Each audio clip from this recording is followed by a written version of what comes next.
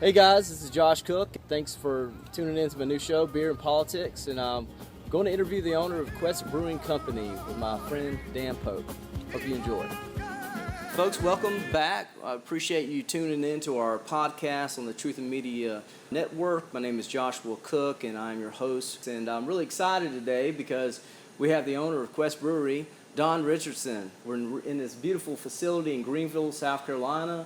And also I have Dan Pope, who's the founder of Pints for Liberty here in the upstate of South Carolina. So, guys, thank you so much for putting this together. And, I know we're going to have fun talking about a great product, and that's craft beer. So I wanted to start off, Don, tell us a little bit about why did you go into this business of the craft beer industry? Well, I kind of fell into the craft beer industry. Back in my early 20s, I made a move from Atlanta, Georgia, spending some time in western North Carolina prior to that in college, and then decided to move out west, and I moved out to Boulder, Colorado in 1991.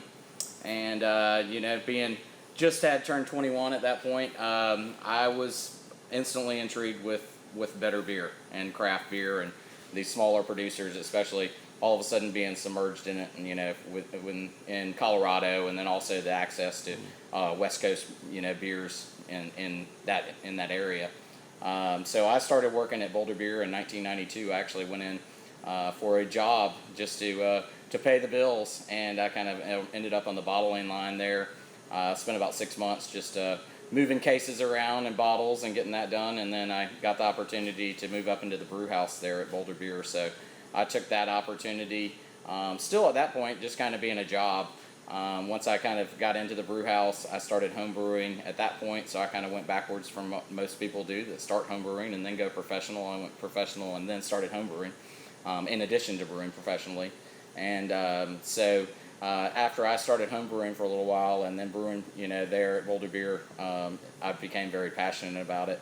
And then at that point just started studying and trying to learn as much as I could about styles and just all of the brewing industry at that point, which was pretty much non-existent in the East Coast. Coming back to my home in Atlanta, to visit my folks, there was hardly anything going on. So now it's really neat to see the surge of breweries here in the South. Yeah, around here. Absolutely. So that's a little bit of my history, how I kind of just fell into it. I was with Boulder Beer from 92 to 97, and then I moved up to Boone, North Carolina, and opened up the Cottonwood Brewery up there. And so I was up in Boone from 97 to 2000, and then we were bought out by Carolina Beer Company, and I moved to Mooresville, right outside of Charlotte, in 2000, and then I brewed with them for about 3 years. And then I did about an 8-year stint of, I was running my own company, brokering beers, mainly working with importers, a lot of Belgian beers and a lot of beers that were not available in this market, because at that time in the mid 2005, 2004, 2005, that was about the time the laws started changing. I think 2004 was Georgia, right, and then 2005 was North Carolina.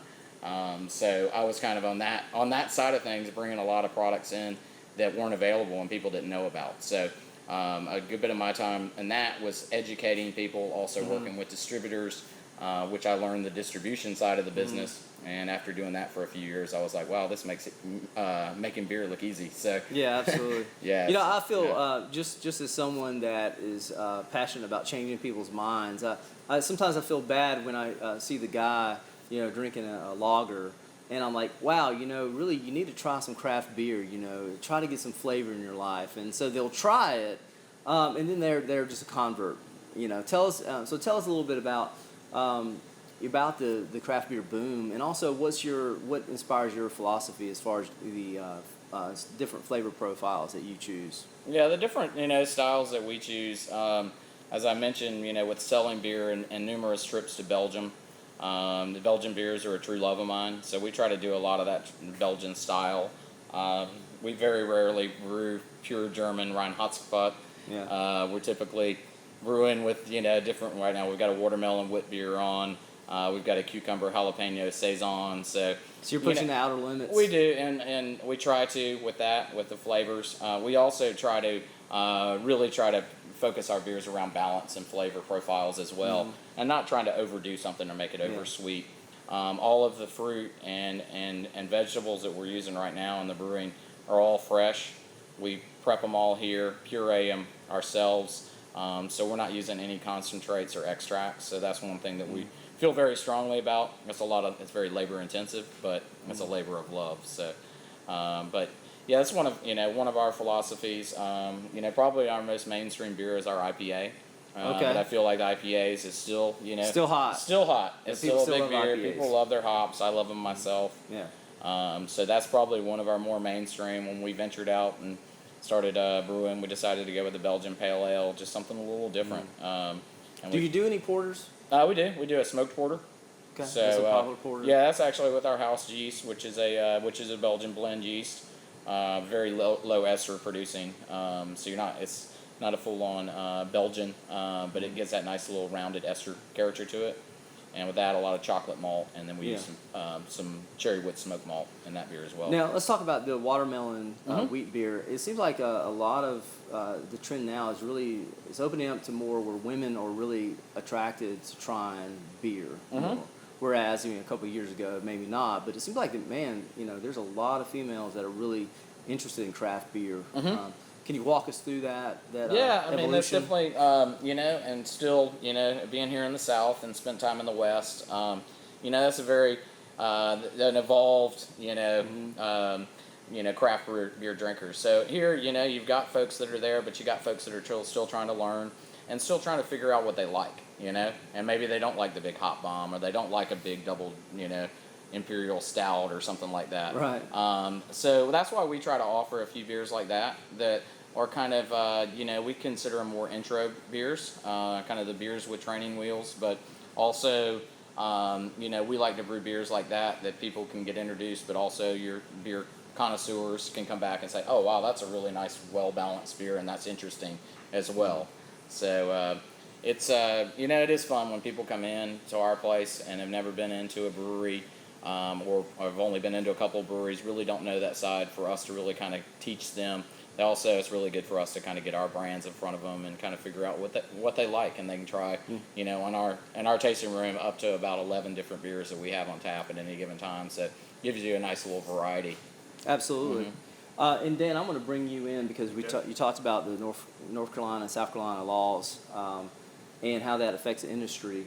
What are you doing right now at Pints for Liberty as far as trying to change the laws and make South Carolina laws a little more beer friendly? Well, right now, I mean, my biggest pet peeve in South Carolina is that we're losing so many jobs to North Carolina, and it's just right over the border in Asheville and Charlotte, just because, one, our taxes for alcohol sales, and then also our problem with our three-tier distribution network in South Carolina. North Carolina is unique in that you can self-distribute up to 25,000 barrels of beer a year, which is makes you a pretty big brewery to be brewing that much, and you can self-distribute up to, I think it used to be 25 miles, and now it's almost 150 now.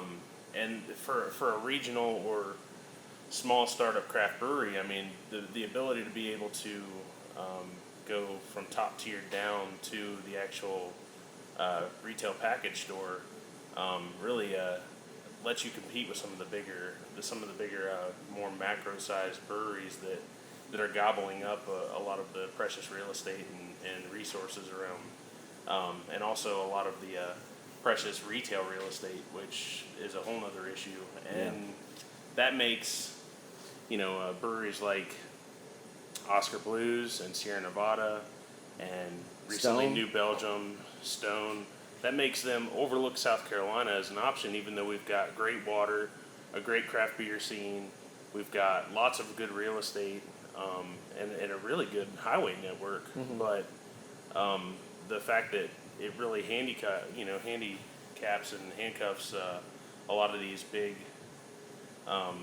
employers from coming here is a really big pet peeve. Yeah. Locally, we're working on, we're going to be putting a lot of focus towards passing the Sunday alcohol sales referendum in Greenville County, so that any retailer, any wholesale store, and any restaurant can sell alcohol on Sunday and be able to compete on an equal level with downtown Greenville and the city of Malden that already have these laws in place, so that it's good for the local store. And for people that are wanting to get involved with your movement, how do they get involved? Is there a Facebook page? We'll be putting together a couple Facebook pages, but for the most part, just tune into Pints for Liberty. It's just facebook.com/pints, the number 4 Liberty, and that'll be a good way to keep abreast of what's going on. And then also come to the local monthly Pints for Liberty meetings. You have a chapter. Yeah, that you meet. here in Greenville we do. Yeah, excellent. So how's the community in the Upstate? How do they view Quest Brewing? I know when I worked for a local retailer, you guys were really popular with your beer. So how are people receiving you when you first started? I mean, it seems to be well. We hope so. But no, I think everything has been going very well for us for our first 2 years in. I feel like we are getting better and better as we go along. Even having 20 plus years experience, this is a new brewery. This is new yeast we're working with. This is a whole new thing as far as whole new brand development. So it does take a little bit of time. Even with the experience to kind of feel like you're getting things dialed and getting the recipes and the quality where you need. But I feel like we're better than we ever have been and continue to get better. So.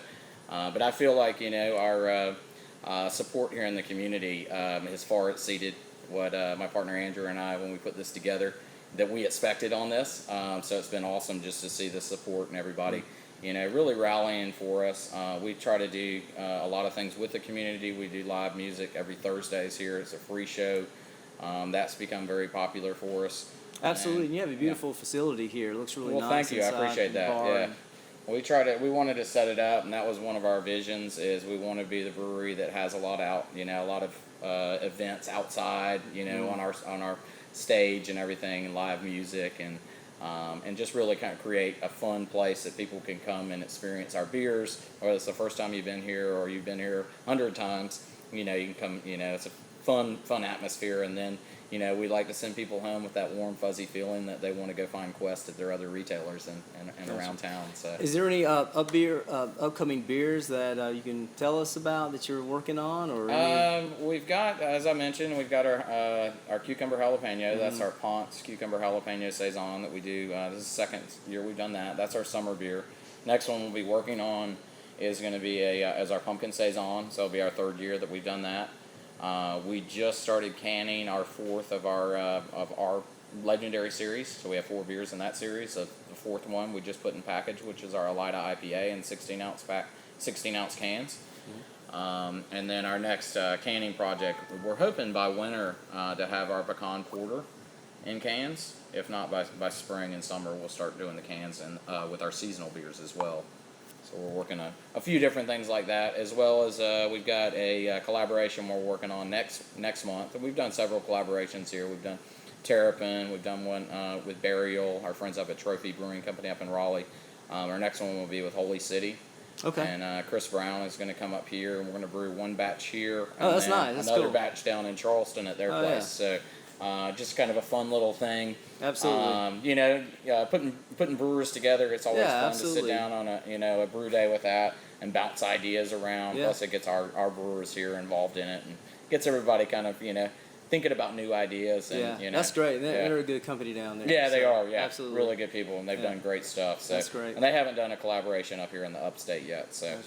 Yeah, we're excited about that. Mm-hmm. Well, Don, I appreciate you so much for your time, and Dan, thanks so much for coming out. And I would just encourage everybody to go. In your website is questbrewing.com. Yeah, and it's and great. We're on Facebook and great Instagram, website.